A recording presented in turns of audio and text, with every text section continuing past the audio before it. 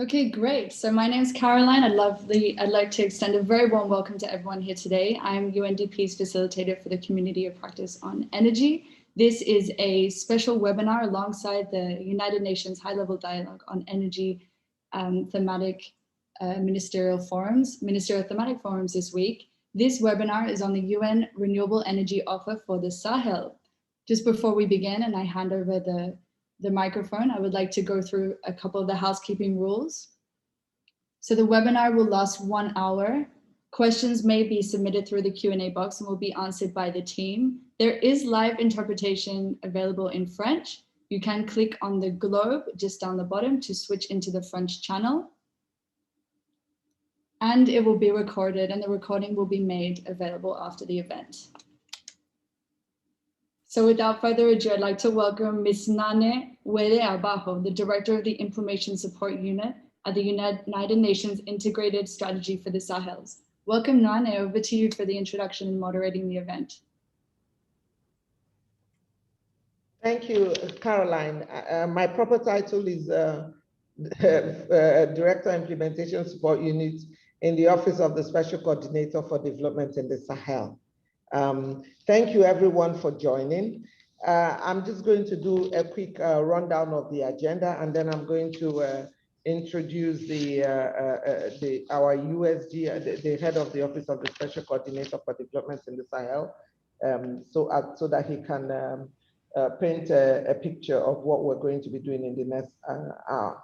So the agenda is then that introduction, and after that will be the presentation of the UN Renewable Energy Offer for the Sahel by Ms. Christelle Odongo, who has been one of the pen holders amongst the resilience members of UNISS. Also, then we move on to the panel discussion. We have a very rich panel today, and I'll be doing the introduction of the panelists at the appropriate time. The whole objective of this webinar is for us to examine the UNISS Renewable Energy Offer for the Sahel. So, the panelists will be speaking to it towards an energy compact for the Sahel or allied issues. And then after that, we'll have closing remarks by USG Majie. To do a very brief introduction of USG Majie, who actually does not need much introduction, but for those who do not know him, Mr. Majie is the United Nations Under Secretary General and Special Coordinator for Development in the Sahel since January 2021. USDGA is a macroeconomist and development expert with strong leadership experience in managing complex development portfolios over the last 35 years. Previously, he has held several senior positions at the United Nations, including as UNDP Special Advisor to the UNDP Administrator, but also UNDP Regional Bureau, Chief UNDP Regional Bureau for Africa. He's also been a Deputy Special Representative, a Resident Coordinator, and as well has worked with the government of Senegal.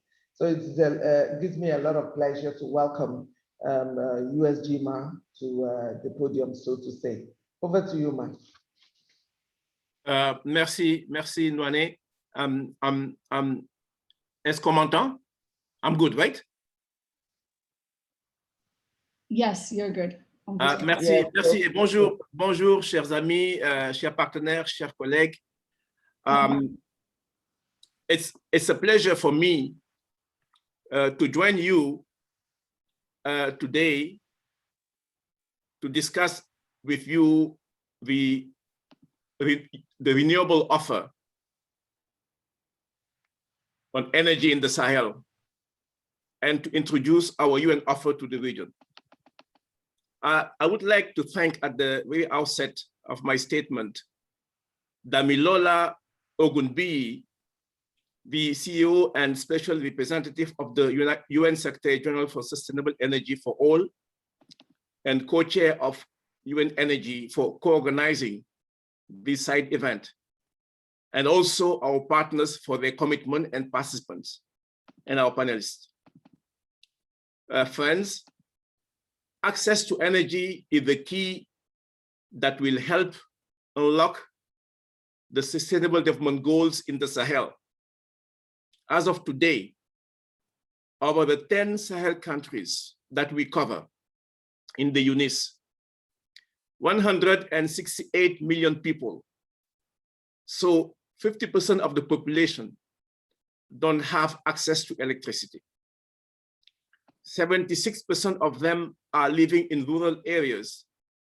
Close to 300 million people, i.e. 89% of the population of the Sahel, don't have access to clean cooking.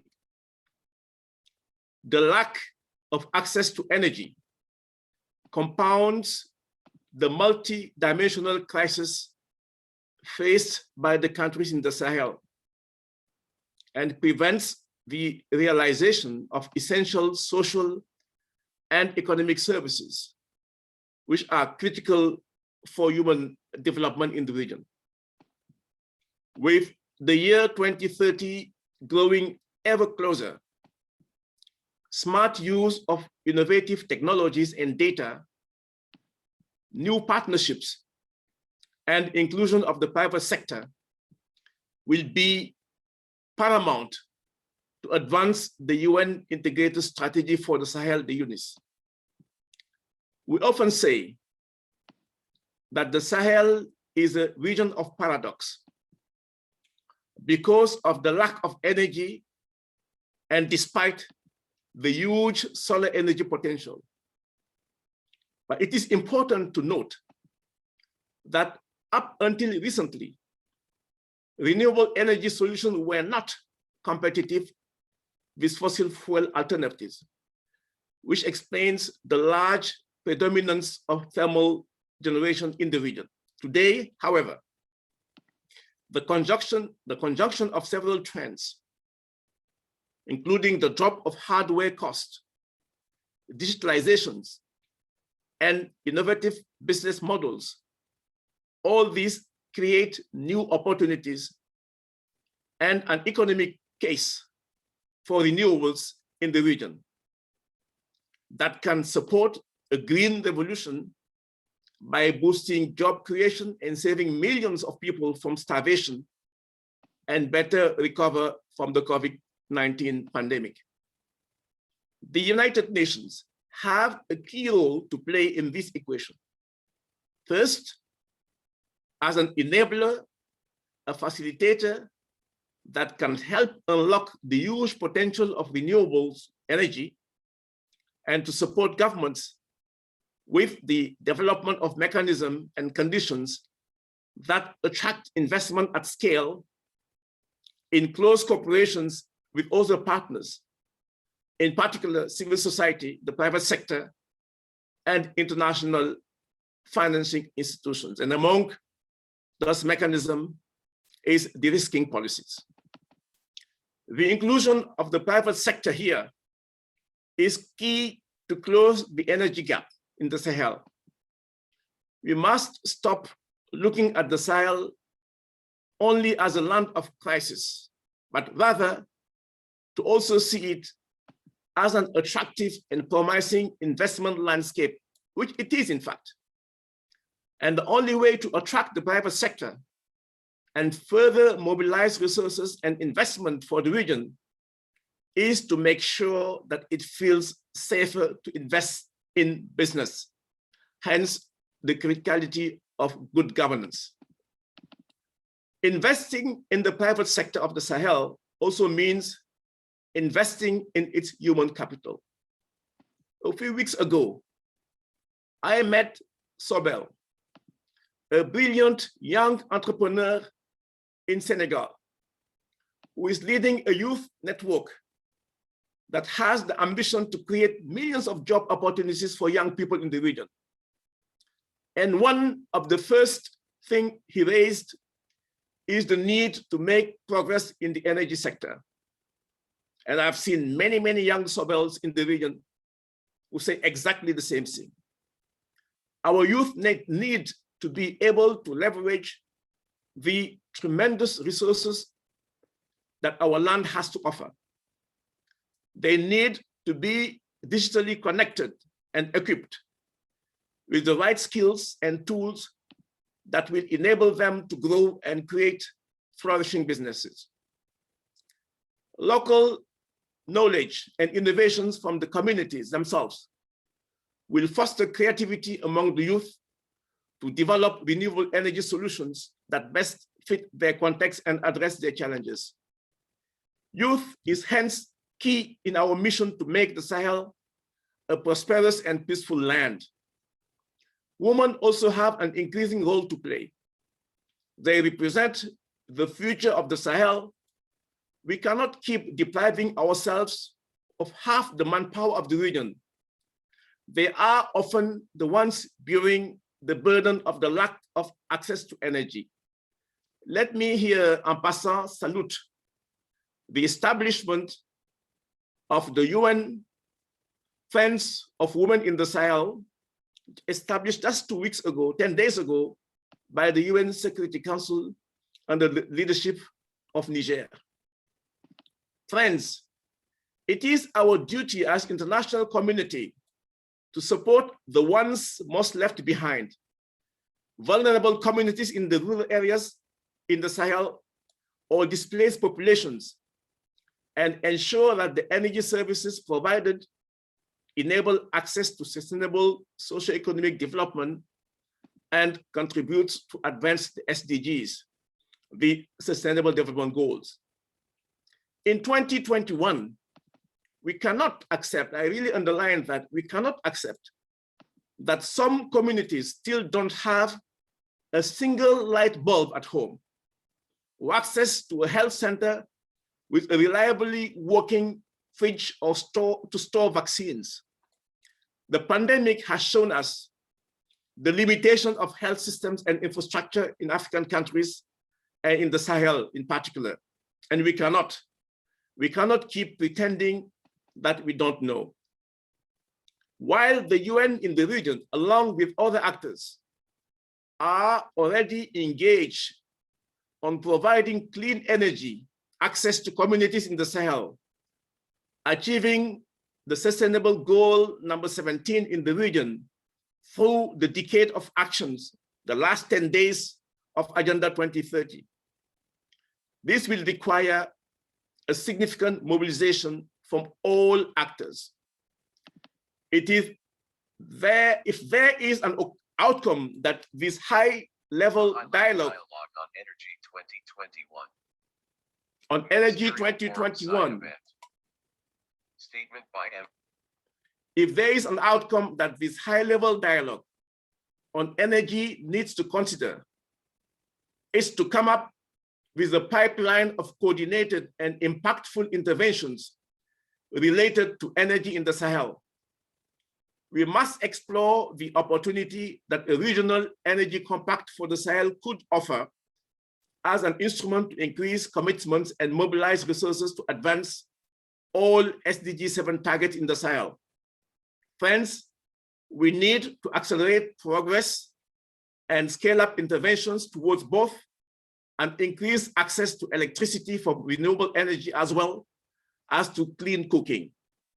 That's the second way the UN can make progress in the Sahel. With these objectives in mind, 17 UN agencies, funds, and programs have joined forces under the framework of the UNISS and its support plan for the Sahel, and developed a joint offer for renewable energy that will capitalize on the complementarities and strengths of different entities to maximize impact in the region. This offer will hence be implemented in synergy and complementarity with other flagships programs under the UNISS and the UN's plan, fully aligned with national and regional plans and strategies on renewable energies, following a long consulting process with all stakeholders. Today, I am calling upon you, partners and friends of the Sahel, to join these efforts and implement with us integrated and holistic interventions and activities under this offer to make a real change in the sector of sustainable energy in the region and contribute to the transformation of its countries. In conclusion, let me say that I hope that the discussion today will enable us to identify the key steps to put the Sahel on the right track towards sustainable energy access. And thank you all for joining us in this journey. Over to you, Nwani. Thank you, man. Thank you very much. Quickly, may I call on Ms. Christelle Odongo, who's going to present the contents of the Renewable Energy Offer. Over to you, Christelle. Thank you very much, Mrs. Nwani, and good morning to all. So let me just share my screen first.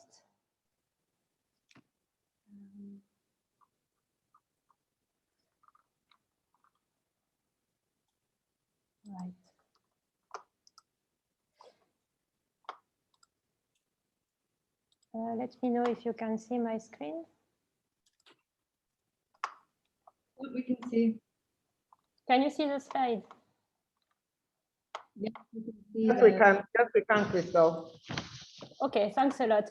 So yes, I wanted to give you in a few slides to present you the content of the UN Renewable Energy Offer for the Sahel, starting with a short background on where it comes from, which has already been actually explained by the Special Coordinator for Development in the Sahel. But so basically from the beginning in 2013, when the United Nations Integrated Strategy for the Sahel was adopted, access to renewable energy was already included within an objective of the resilience pillar. And then in 2018, when the UN support plan for the Sahel was launched, then access to renewable energy actually became one of the 6 priority areas for the plan. Soon afterwards, in 2019, a visionary note was issued where already sort of the focus on rural areas for this offer was defined and emphasized. And since then, we have worked with 17 UN agencies together to articulate better this offer, keeping this initial vision on rural areas, and I will explain later on what is our rationale for that, but elaborating much more on our comparative advantages as UN system on energy in the Sahel, and identifying a number of key priorities we should focus on, based on course on what we are already doing, but with an objective first to scale up these interventions, but also to co-create more effectively with other partners, impactful intervention on energy in the Sahel. But before I go to the offer, I just want to again mention these indicators that again were already mentioned before, but just to give an idea of the scale of the issue we are speaking about here. As of today, we have 168 million people, so half of the population in these 10 countries of the Sahel don't have access to electricity. And the indicators are even lower for clean cooking, where close to 90% of the population still don't have access to clean cooking. Now, we know that clean cooking specifically can lead to very severe health impacts, especially for women and children due to indoor air pollution, but also environmental and climate impacts. And we believe that that's why also today it should be considered as a real crisis and a development priority. And we have given it a key importance also in our offer. So these low indicators for energy access have been, of course, one of our key rationale to develop this offer. But also we recognize that the 10 Sahel countries, and just as a side note, these 10 Sahel countries that we cover here are the 5 G5 Sahel countries, so Burkina Faso, Chad, Mali, Mauritania, and Niger, and 5 other, Guinea, the Gambia, Senegal, Nigeria, and Cameroon. So all these countries have a high renewable energy potential, especially for solar. And then also the third element that is important to note is that countries, I mean, governments are already getting a lot of support from the other development partners on energy in the Sahel. But this mostly focuses on large-scale projects, on-grid projects, and expansion of the national grid to serve the population. And development banks, for instance, are very active in this space. So we believe that as a UN system, we don't necessarily have a comparative advantage in these large projects to expand the national grid. But rather, we think that our focus should be more on underserved rural populations living far from the national grid, as well as other vulnerable communities like displaced populations and their host communities in peri-urban areas, especially in conflict and post-conflict areas. So this is why when we translate this into actual interventions, we look more into to electricity access through off-grid renewable energy solutions, mostly solar, but also, of course, clean cooking. And here we can say that in our offer, we have less focus on urban areas, but of course, for some interventions, for instance, in particular, clean cooking, where indoor air pollution is more prevalent in urban areas, we also do have targeted interventions.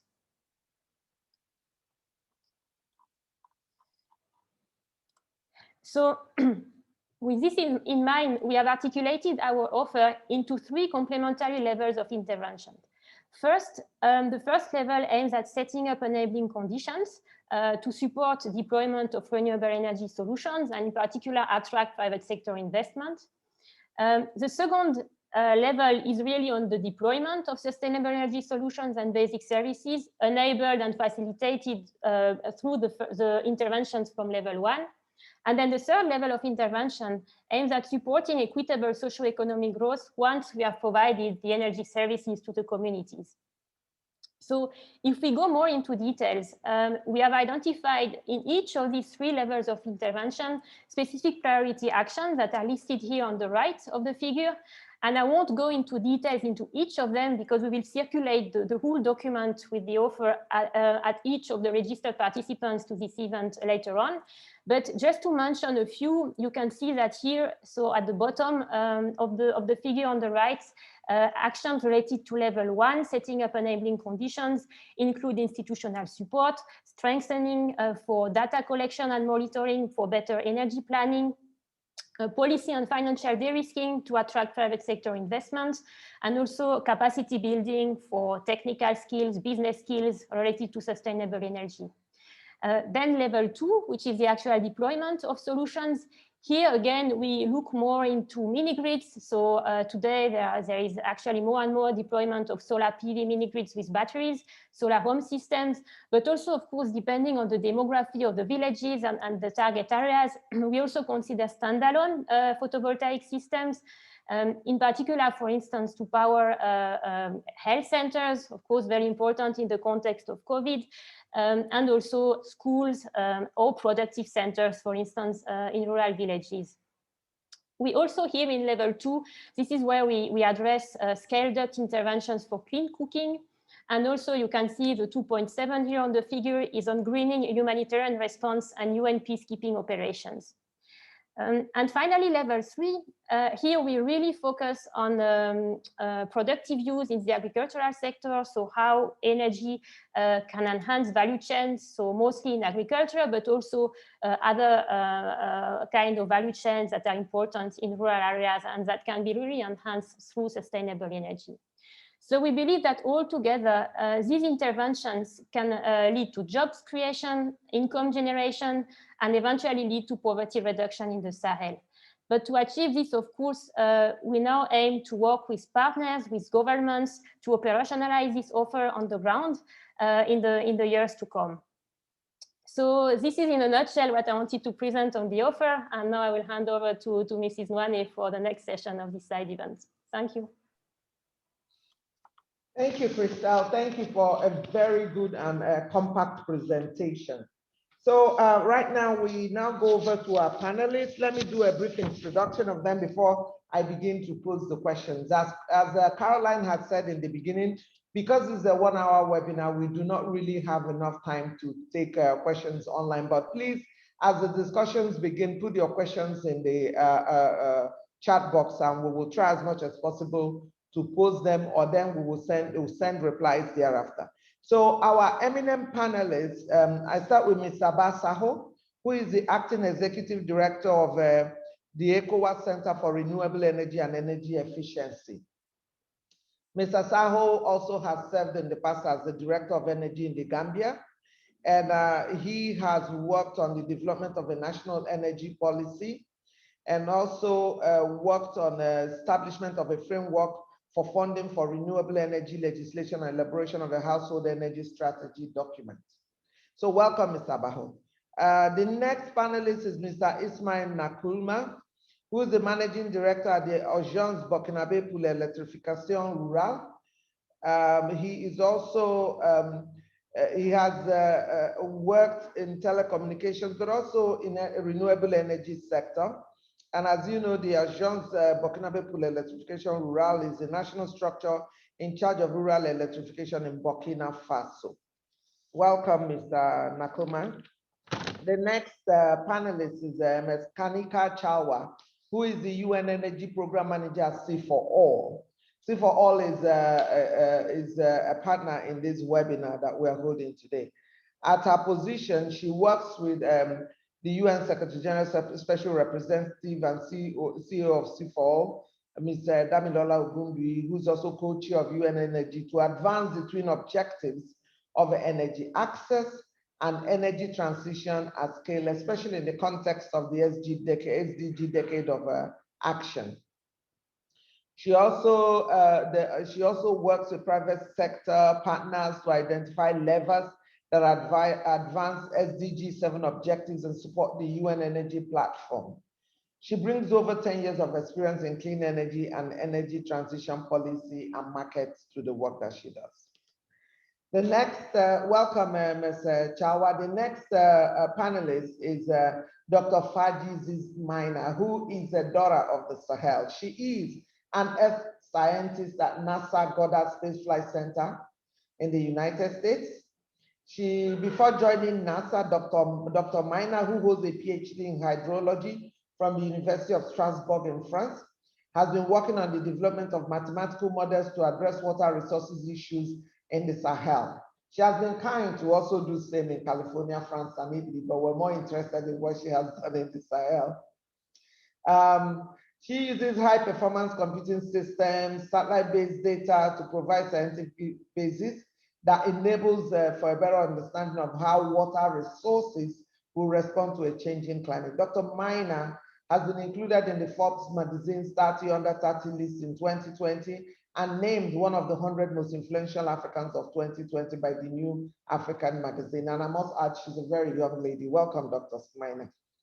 And the last but definitely not the least, because it's a compatriot of mine, is Mr. Olumide Idowu, who is the co-founder of the International Climate Change Development Initiative, a non-governmental institution that seeks to grow climate-smart generations across Africa while addressing gaps in development. As a youth focal point in Nigeria for UNDP, he's also the youth focal point in Nigeria for UNDP Small Grant Program, Youth Lead Author, Global Environment Outlook, GEO6, and Communication Director of African Youth Initiative on Climate Change.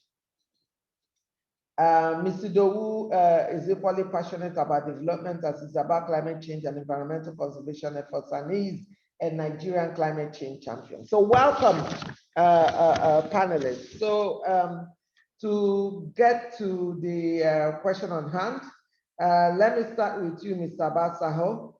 Now having read and heard about the renewable offer that has been presented, what do you consider the priorities of the offer that the UN should be focusing on first? Over to you, Mr. Sahel. Okay, thank you very much. Thank you for the opportunity. First of all, I would say that ECRI, for some of you who don't know, ECRI is Ecowas Center for Renewable Energy and Energy Efficiency. And we try to provide renewable energy and energy efficiency solutions for the region in ECOWAS countries. And of course, our focus now is moving from power points to power plants. This is shifting to projects on the ground. And then based on what has been highlighted already, in terms of the approach, we are already into RE solutions regarding mini grids and off-grids. We are into renewable energy, in particular solar water pumping for food, water, and energy nexus, because we believe that's very important and very key. And also into clean cooking. We also have what we call West Africa Clean Cooking Alliance, which promotes safe, efficient, and clean cooking in the ECOWAS member states in terms of providing some grant support, with our development partners, so as to be able to, innovate, and assist the private sector to be able to improve the clean cooking services that they provide. And then let me also add that we have already four regional policies on renewable energy, on energy efficiency, on bioenergy, and gender mainstreaming in energy. So these are all geared towards supporting particularly the women in the rural areas. And we believe some of the programs we have, especially the bioenergy component, goes a very long way in supporting the program in the Sahel. One thing I wanted to add is we also have a program that we want to start next year. And this is this agroforestry program with our agricultural agency, that's the Ecowas agricultural agency, to increase both food and wood energy, access in the Sahel region. So perhaps let me stop here for now. Thank you. Thank you, Mr. Saho. Eva, thank you so very much. So what I get from your intervention thus far is that there is alignment with what Ecowas is doing in connection with the UN offer that has just been presented. Thank you. Exactly. If I may go to Mr. Ishmael Nakuma, may I kindly ask you what you think or what you have noted, if any, are the missing elements in the offer that has been presented? Over to you, please, Mr. Nakuma. Good morning, everyone. I would like to start by thanking all the participants and also the previous speakers for highlighting a couple of key issues actually that we are facing in the Sahel. As an introduction, I'd just like to say that my agency is responsible of actually bringing electricity to all rural areas in Burkina Faso. To give you an idea, in 2015, in Burkina Faso, you had only about 3%, less than 4% of the people who had access to energy. But thanks to all the effort and the government commitment to improve that situation, by year 2020, we have achieved 25% access. And our goal is to move forward to 25%, to 30%, I'm sorry, this year. And by 2025, to achieve 50% access of energy in rural area. Now, this is the big picture. In the reality, in the Sahel area, you have much less people. At the moment, we are about 13% at the Sahel area versus 25% in the nationwide. And a few things here that's quite interesting because, as you know, vulnerability is key. With it rhymes, I would say, with Sahel. First of all, climate change impacts those populations. And the second aspect as well, you have insecurity. These two factors really today impacting our ability to work in the Sahel area.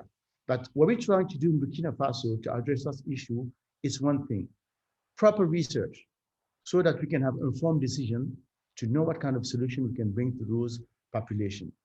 The second aspect, I've heard a lot of discussion around the participation of private sector in that area. Yeah, it's true, giving the amount of money required to invest in rural electrification in general, private sector has a role to play. But I would like to highlight something that it's maybe too early to plan for private sector intervention. For the following reason, I don't know of any developed country who achieved massive electrification funded by the private sector. It's first the government who, with proper investment, proper research, have developed, invest in those areas. Once they have invested, they've created an environment that de-risk the investment, that reassure actually the private sector there's money to be made. So I believe, especially the area that's Sahel, we cannot expect private sector to go in there. We have to provide low-cost funding to member states so they can go in, invest, and improve the condition so that later on, private sector can come in to maintain the services and eventually develop innovative solution around what the government has done.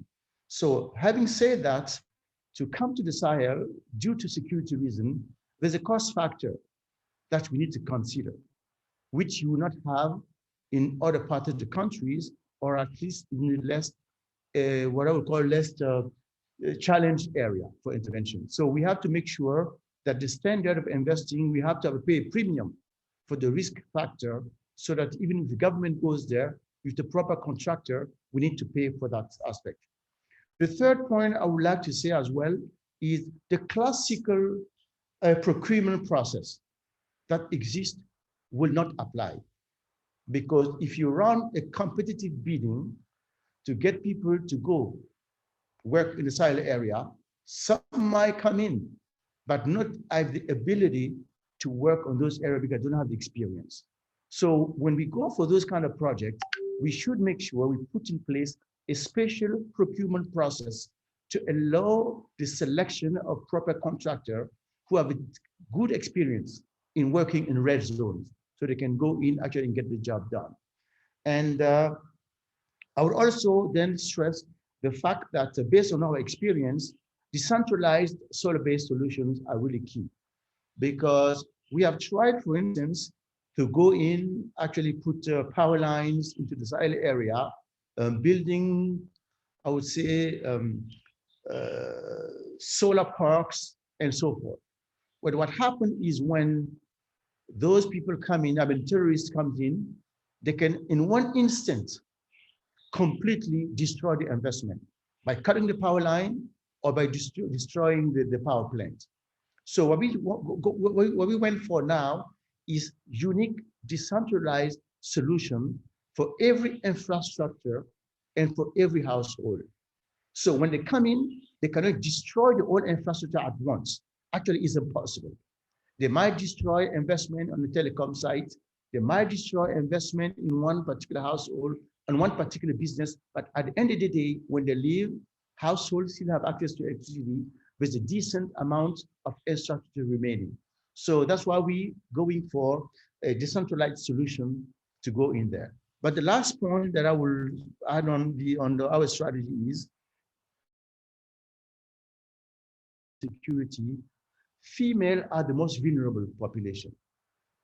So we catered specifically to make sure households led by female have access to energy at a very particular condition, so that can actually stay there and not only be victim of the situation, but have the basic means actually to have a decent condition for themselves and the family. So this is really what I would like to stress on the approach we recommend for Sahel. So I will come back, proper research, low-cost funding for government to drive the investment. Don't expect private sector to go in there. Put in place the proper procurement process so we can select the best capable people to work on those areas, giving the risk factor. We need to include into the funding a cost aspect leading to actually due to security aspect. Give a priority to decentralized solutions so that every infrastructure can be actually self-sufficient, and also finally bring a priority to female-led households. But in terms of opportunities I see in the project we have here, I think there's a great opportunity for us really to have access to low-cost funding through this program so the government can invest in those areas. So this is something we really appreciate. The second aspect as well is invest in all the social services, health, education, and water access. And then clean cooking, and particularly for clean cooking and a focus on productive use of energy. And to come back to productive use of energy sometime, what I have noticed is we can bring energy, but people don't have the means to acquire the tools to actually start transforming local products. So microfunding will be necessary as well to drive productive energy opportunity. So I'm going to conclude by saying that, yes, there are opportunities, but let's look at it for short-term strategy and then mid to long-term strategy. And the short-term strategy for us, it will be to go in, bring electricity to all the social infrastructure, bring street lighting, which increase security locally, because when there's a light in the villages, people can see each other. Actually, it improves security and the feeling of security. And the third one is what I mentioned as well, is making sure female-led households actually are taken care of so they can have access to energy to maintain a decent living. So I'm going to stop here for now and to say that we are really committed to driving this agenda. We are happy that the UN is taking really this subject really making a strategy out of it. And we expect that in the coming, in the short future, we'll be able actually to go on the ground and start delivering solutions to our communities in the Sahel area. Thank you all. Thank you, Mr. Nakuma. Thank you very much. Let me kindly remind other panelists that we are running short of time. So just to be succinct, but thank you for all of these wonderful comments you have made: need for proper research, low cost funding, proper procurement, understanding of the place of private sector and the opportunities you have listed, investment in social services and all that. Thank you, thank you. So I go over to MS Kanika Chawa, and I'll just ask a very obvious question. And if we can, because you're in-house, maybe we keep it very short. So which is, where do you see the comparative advantage of the UN in this energy sector or renewable energy sector and aspect, the offer of UNISS? Thank you, Kanika, over to you. Thank you so much. And there's been such a rich discussion so far. And so many thanks for inviting me to participate in this discussion as well, and just learn more about the UN offer for the Sahel. As many of you know, today we are at one of the first few kickoff events of the Ministerial Thematic Forum of the High-Level Dialogue on Energy, which is for the first time in 40 years that the UN General Assembly has mandated a discussion on energy. So the last one in 1981 was right after the oil crisis. And I take this to mean that we are in the middle of yet another energy crisis. And the energy crisis is, and the goals that we have, whether they are climate compliant goals or whether they are goals around ending energy poverty, they're all kind of deeply interlinked. And we keep thinking of them as separate from each other. And that contributes to keeping this kind of crisis that we're in going. Because if you actually look at the evidence, there are no pathways to net zero emissions by 2050 that don't end energy poverty by 2030. But with only 9 years to go, we are very far away, as as Christel's presentation showcased, we are very far away from that collective global future. And so the energy compacts, which is one of the things that we've been talking about today, is that how can the UN offer for the Sahel actually participate in this energy compact process as well, which is a voluntary process, which is open to all governments, but also to private sector, civil society organizations, development partners, to really come together to identify that while we have common goals, the energy transition in different parts of the world will be quite different from each other.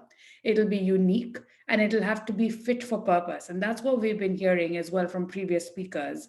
There is a role for de-risking, there is a role for private capital, there is a role for public money, there is the role, what are the short-term actions that are going to deliver our long-term goals? And those short-term actions actually are going to vary from region to region. So I think that the UN offer for the Sahel is actually a really good way for the different Sahel countries to identify what are the support mechanisms that they require within this framework. What is it specifically that they need? And they can enshrine those kind of indicators and signals of the actions that they're going to take at a national level in an energy compact, which can then be submitted to UN Energy and they can become a part of this process. But even beyond that, it is even the collective action that is being put forward where the different UN agencies are coordinating and putting forward a kind of synchronous set of actions that they want to deploy in this region. That offer itself is in fact, it has the same principle as that of an energy compact, which is how can we work not just in parallel to each other, but how can we work together to deliver our common goals? How can we keep justice, equity, and inclusiveness at the heart of this process? And finally, how do we think about how the role of energy in enabling other SDGs, as well as in enabling the climate discussion. So I'm going to stop here only with kind of the final call to say that I would invite not just the UN support for the Sahel, but also all of the Sahel countries to participate in this UN energy process, in the process of the high-level dialogue on energy, because energy really is the enabler of development priorities, and the energy compacts could be one way for you to put forward not just your vision, but also put forward requests for support that can then be supported by other parties, both public as well as private, in advancing your energy goals. So thank you very much. Thank you, Kanka. Thank you so very much. I am very sure you have put it succinctly what we need to do in the Sahel alongside our partners. So let me move forward. Let me move on to Dr. Faji, who, like I said, is a hydrologist. She's going to kind of do a linkage between how energy and water resources and management of that thereof in the Sahel, how it plays into renewable energy. So Dr. Faji, over to you, please. Hello, everyone. Thank you very much for the invitation. I'm very glad to be here today.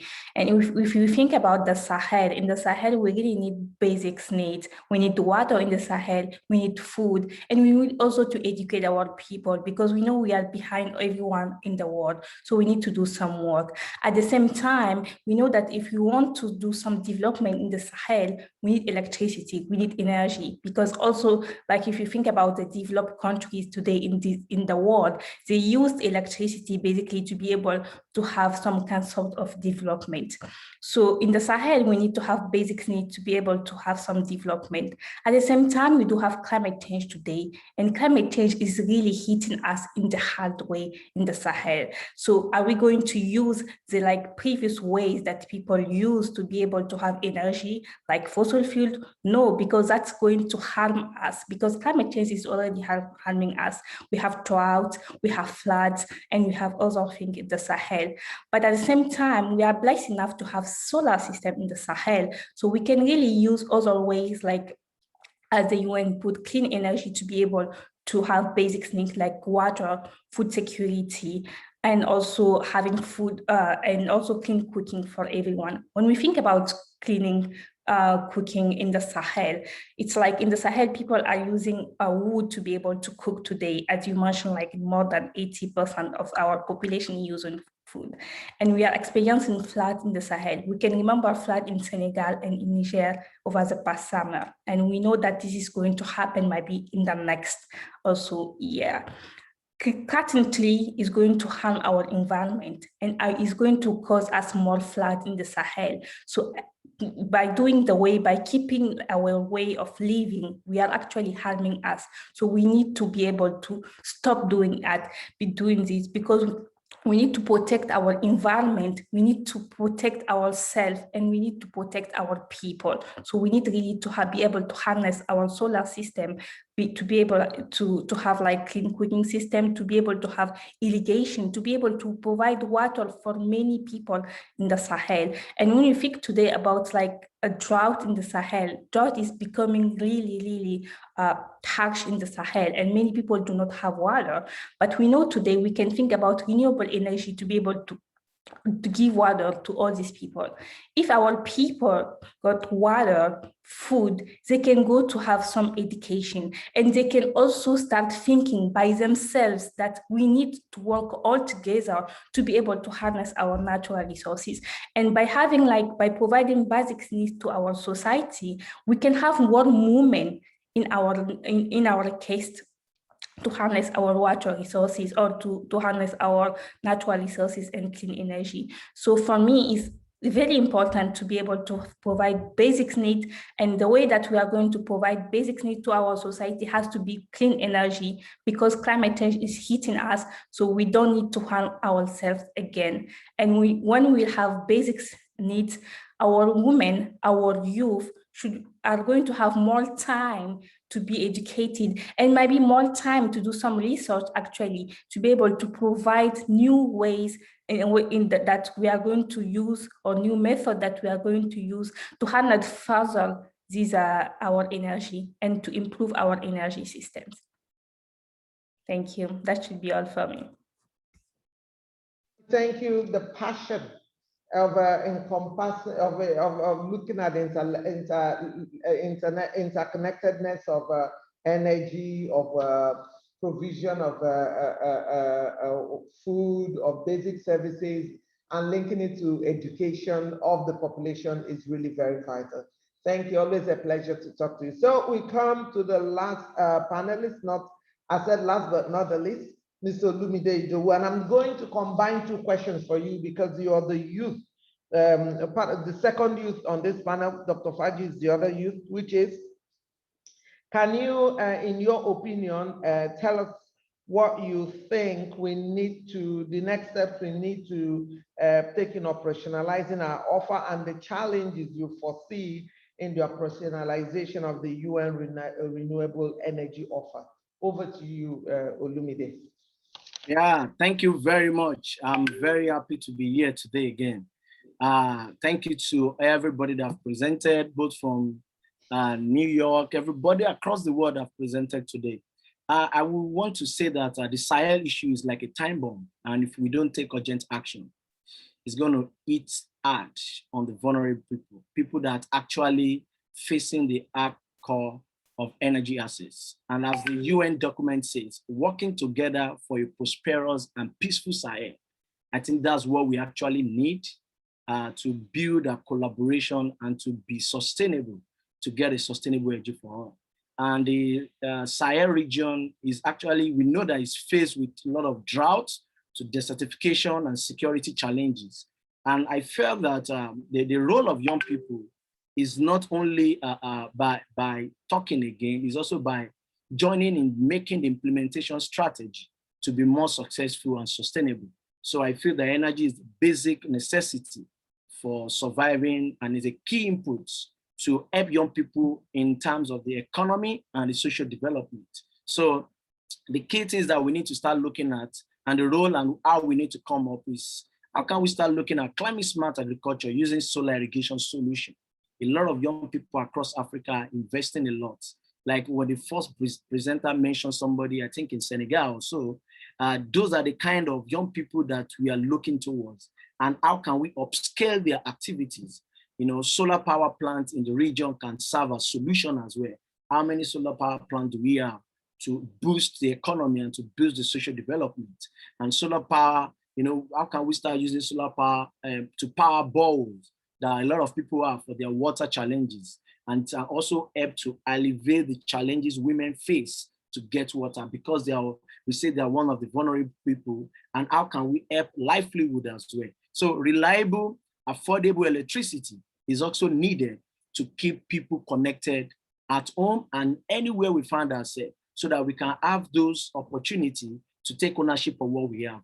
Funding the Sahel can also create a sustainable green recovery for all. And you can look at the global pandemic. It's actually caused a lot of people, you know, at their job. If we have energy access, we have access to energy, and moving from the so-called, like the former speaker said, from fossil fuel to renewable energy, then you will see that a lot of people, a lot of young people want to put their hand on deck to actually achieve from this opportunity. We need to start looking at how we can prioritize energy solution to support the Sahel. And what they've presented to us today has shown that there's a lot of commitment from the United Nations.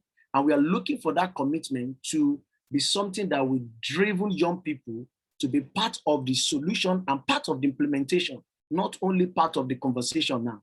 And it's also going to increase reliable, uninterrupted, and sufficient energy production in preparation for a more sustainable economic recovery, because that is where the world is actually moving to. And looking at the Sahel, and there's a conversation I always have with my friend, and we've read it, and they say it's only activists that talk about it.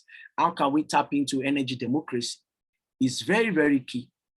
And more emphasis should be placed on the role of research, because we have a lot of young people that are already doing a lot of research on how we can gain energy access and providing evidence to ground energy democracy related analysis and discussion. These are the key things that we need to start talking about, so that by the time our government, by the time the country that surrounds the Sahel is providing the solution, the young people is also part of the implementation. And I will end by saying that energy access saves life.